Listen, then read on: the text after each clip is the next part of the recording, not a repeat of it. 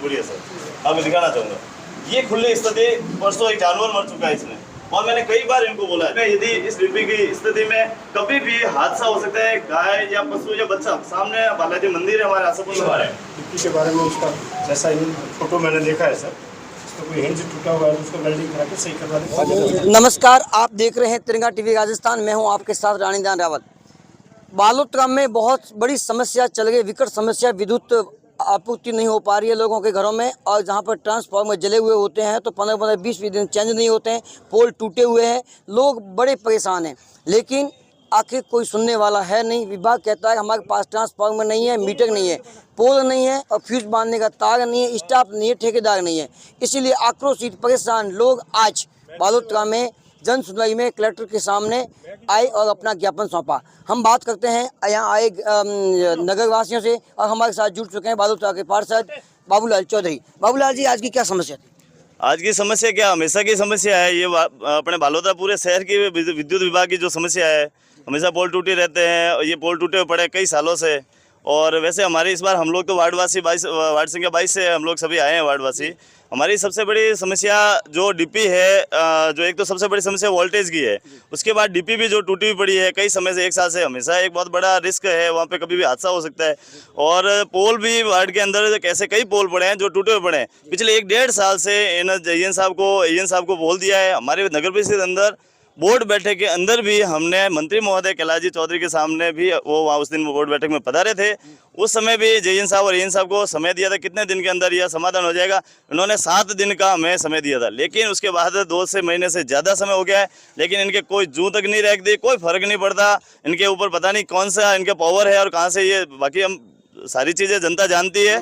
लेकिन मैं तो यही बार बार निवेदन करता हूँ, आज हम लोग यहाँ कलेक्टर महोदय की जन सुनवाई में आए हैं, वार्डवासी सारे परेशान होकर। अंतिम में हमारे पास यही था कि हम लोग वहाँ जाके और ज्ञापन दें, तो ज्ञापन दिया है। वार्ड की समस्याओं में हम जूझ रहे हैं, इस विद्युत विभाग की समस्याओं को लेकर। पोल ऐसे ग्रस्त स्थिति में है कि कभी भी वो गिर सकते हैं। जब थोड़ी बहुत हवा आती है तो डर लगता है कि ये पोल ऊपर गिर जाएगा, लोग घरों के अंदर छुपे रहते हैं कि ये हवा से पोल गिर न जाए। बाबूलाल जी, कई जगह मैंने ऐसा देखा है पोल रस्सियों से लोगों ने बांध के रखे हैं। हाँ, है, बांधे हुए हैं कई जगह के। हमारे वार्ड के अंदर भी एक पोल है जिसको बांध के रखा है ताकि वो गिर नहीं जाए। देखो, छोटे बच्चे हैं, घर में है, परिवार लोग हैं, कभी भी ध्यान नहीं रहे और कभी भी गिर जाए तो हादसा हो सकता है। इनको तो कोई फर्क नहीं पड़ेगा, आखिर उस परिवार की क्या स्थिति होगी, इनके क्या फर्क पड़ता है। परसों हमारे एक जानवर भी इस करंट से मृत्यु हो गया, मर गया था। तो आखिर हम लोग क्या करें, इनके पास इनको ये सुनने वाले ही नहीं है ना, इनको कोई फर्क पड़ता है। पार्षद महोदय, अभी आप कलेक्टर साहब के पास गए थे, कलेक्टर साहब ने ज्ञापन देखकर क्या आश्वासन दिया, क्या प्रतिक्रिया? कलेक्टर महोदय ने आश्वासन ही नहीं, आदेश दिया है एसी साहब को और उनकी टीम को कि 3 दिन के अंदर अंदर हमारे वार्ड की समस्या को समाधान करे और इमीडिएटली और प्रायोरिटी पे रखे। इन्होंने कहा है कि जल्दी से जल्दी इसका काम किया जाए। एसी साहब को आदेश दिए हैं। आज की इस कार्रवाई, कलेक्टर साहब की कार्रवाई से आप कितने संतुष्ट हैं? नहीं, बिल्कुल संतुष्ट है। उन्होंने 100% बहुत स्ट्रिक्टली कहा है कि इस वार्ड संख्या 22 का तो स्ट्रिक्टली और टाइम पे ये काम हो जाना चाहिए और विद इन 3 डेज स्ट्रिक्टली उनको निर्देश दिए हैं। ऐसा नहीं है कि केवल बात करिए, हमें आश्वासन नहीं, उनको निर्देश हमारे सामने दिए हैं और हमें पूरी उम्मीद है कि ये जल्दी से जल्दी 3 दिन के अंदर काम हो जाएगा। सर, आप भी शिक्षाविद रह चुके हैं और आपके वार्ड की समस्या है, पूरे बालोतरा की समस्या, आपके वार्ड की समस्या आप लेके आए हैं। आप इस समस्या को कितना गंभीर मानते हैं, विद्युत आपूर्ति को? मतलब ये समस्या वाकई में सर से ऊपर निकल चुकी है। परसों कैजुअलिटी हो गई, हमारे सामने एक पशु मर गया जी। अब इसी जगह इंसान होता तो क्या होता, आप खुद बता सकते हो। तो अब मजबूरन वार्ड वालों को आना पड़ा। दूसरा दुर्भाग्य ये कि कई बार रोड लाइट जल रही है, घरों में लाइट नहीं है, 10-10 घंटे लाइट नहीं आ रही है, इन्वर्टर जवाब दे देता है। बुजुर्ग माँ बाप है, इनको कहाँ ले जाए मुझे बताओ, बच्चों को कहाँ ले जाए, वार्डवासी कहाँ जाए। तो अब समस्या सर से ऊपर निकल चुकी है। बार बार पार्षद को फ़ोन करो, आगे फ़ोन लगता नहीं, ये परेशान हो जाता है। अब आज ये खुद गले पड़ गए कि सब क्या करें, बोलो आप मेरे पीछे पड़ते तो आज कलेक्टर साहब भी जन सुनवाई, चलो सब आते हैं। तो सारे वार्ड के मोहल्ले के आज स्व विवेक से अपने किसी ने किसी को नहीं बुलाया, सब परेशान होकर के अपने आप आ गए। सर, विद्युत आपूर्ति की इतनी बड़ी समस्या है, इसका प्रमुख कारण आप क्या मानते हैं? क्यों इतनी समस्या हर क्षेत्र की समस्या? अब आपकी बात तो ये ऊपर के लेवल की बात चली जाती है सर।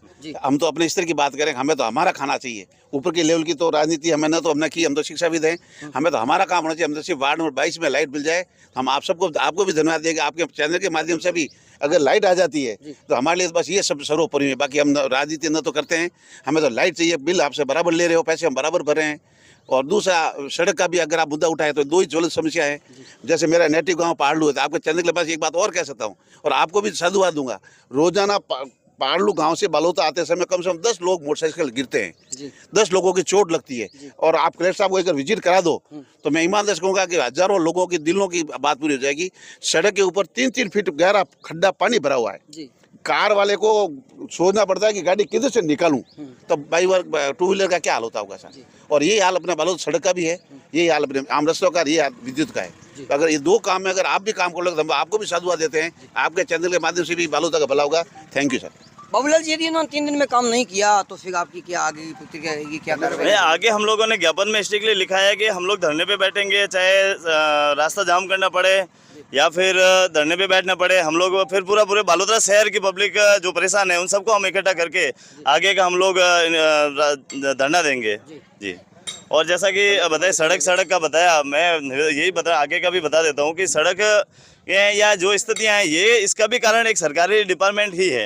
नगर परिषद के अंदर तो एक आयुक्त खेल चल रहा है। पिछले हम तो 1-2 साल से देख रहे हैं, कभी वो आयुक्त यहाँ आना चाह रहे हैं, कभी किसी को निकाल रहे हैं, कभी वो आना चाह रहे हैं। पता नहीं ऐसा कौन सी वो, जैसा कि आपने एक दिन न्यूज़ में दिया था, ऐसी कौन सी मतलब ये समझ में नहीं आ रहा है जो नगर परिषद बालोतरा के अंदर एक आयुक्त महोदय केवल यही रहना चाह रहे हैं। वो यहाँ के चुनाव आयोग का जो उनके चुनाव आयोग का नियम है कि जिले के निवासी वो नहीं रहे, वो हाउसिंग बोर्ड के निवासी हैं, फिर भी पता नहीं वो स्टे ले आते हैं। ऐसे कई पहले भी वो ट्रांसफर हुई तो वो वापस वो एपी हुआ तो पता नहीं अभी तक यहीं बैठे हैं। समझ में नहीं आ रहा कि ये आयुक्त तो खेल चल रहा है हमारे नगर परिषद में। कौन हमारी सुनवाई करेगा, कौन ध्यान देगा? अब हम लोग तो वहाँ खेल देख रहे हैं पिछले 2 साल। पार्षद है, आपसे मेरा आग्रह रहेगा, आप जाते हैं कार्यालय में, नगर परिषद आयुक्त की कुर्सी है, उसके आसपास देखना मलाई कुर्सी है, कितनी मलाई चिपकी हुई है, आप जरूर अवश्य देखना, इस पर हमें बताना। आप देखते हैं तिरंगा टीवी राजस्थान के साथ मैं रानीदान रावल। जय हिंद, जय भारत।